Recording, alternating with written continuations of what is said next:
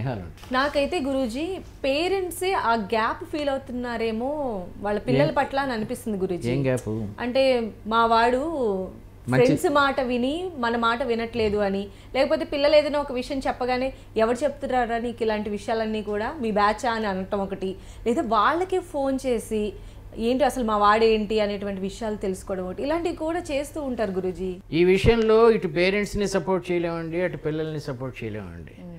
పిల్లలు ఏమంటారంటే మా ఫ్రెండ్ ఏరోనాటిక్ ఇంజనీరింగ్ చదువుతున్నాడు కాబట్టి నేను కూడా చదువుతాను అంటాడు. పిల్లల్లో 2 రకాల బ్రెయిన్స్ ఉంటాయని డిస్కస్ చేసాం, లెఫ్ట్ బ్రెయిన్ రైట్ బ్రెయిన్. వీడికి రైట్ బ్రెయిన్ బాగుంటే ఇంజనీర్ కానీ ఏదైనా అవుతాడు అనుకున్నాను. కానీ ఫ్రెండ్ మెడిసిన్ చదువుతున్నాడు, నేను కూడా ఫలానా ఇంటర్మీడియట్ నేను సైన్స్ సబ్జెక్ట్ తీసుకోవాలి, నీకు సైన్స్ రాదురా అంతా, నువ్వు దీంట్లో చేరితే బాగుండాడు, వాడు వెండండి.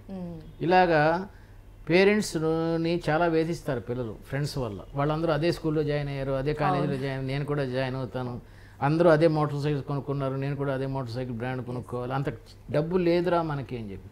ఇక్కడ నేను ఫ్రెండ్స్కి పేరెంట్స్కి ఒక సలహా ఇస్తానండి, వీలైనంత వరకు పిల్లలతో యు ఆర్ డిఫరెంట్ రా అని అంటూ ఉండాలండి.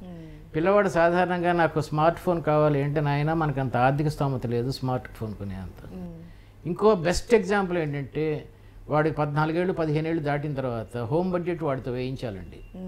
సో గురూజీ మనం చూస్తూ ఉంటాం అంటే స్నేహం ఎలా నిలబెట్టుకోవాలి, మంచి ఎలా అనిపించుకోవాలి అని చెప్పి, మంచి స్నేహితులను ఎలా పొందాలి, ఇలా అన్ని పుస్తకాలు రాస్తూ ఉంటారు. కానీ కొంతమంది స్నేహితులు ఉంటారు అనమాట, వాళ్ళు ఏంటంటే కొంచెం జిడ్డులాగా బంకలాగా ఉంటారు, అన్నెసరిగా వాళ్ళని ఎందుకో భరించలేం మనం, అంటే వాళ్ళ జెన్యున్గానే ఉండుండొచ్చు బట్ మనం తీసుకోలేం.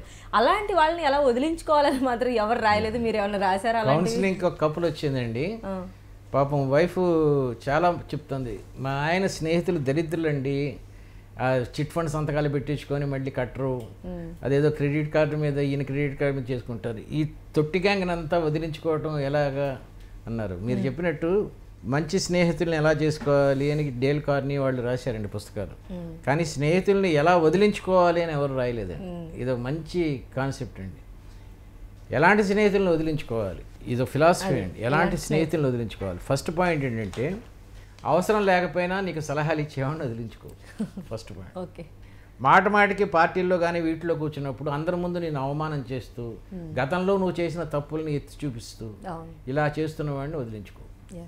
ప్రామిస్ మేనేజ్మెంట్ చేసి అంటే వాగ్దానం చేసి పలానా టైంకి డబ్బు ఇస్తానని ఇవ్వకుండా, అప్పు తీరుస్తానని తీర్చకుండా ఇలాంటి స్నేహితులను వదులుకో. నేను మాటికి క్రిటిసైజ్ చేస్తూ మానసికంగా నేను డామినేట్ చేసే స్నేహితులను వదిలించుకో.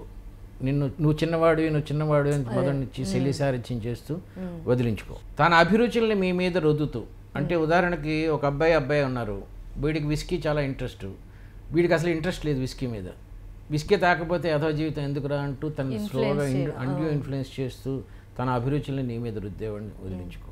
తన అవసరానికి నిన్ను వాడుకుంటూ నీకు ఆ విషయం తెలియకుండా పైపైన పొగుడుతూ నువ్వు ఇలాగా నీ అంత దానకనుడు లేడు ఇట్లా చేస్తూ స్లోగా నిన్ను అన్యూ ఇన్ఫ్లుయెన్స్ చేసి వాడుకునే వాళ్ళని ఇమ్మీడియట్గా వదిలించుకో.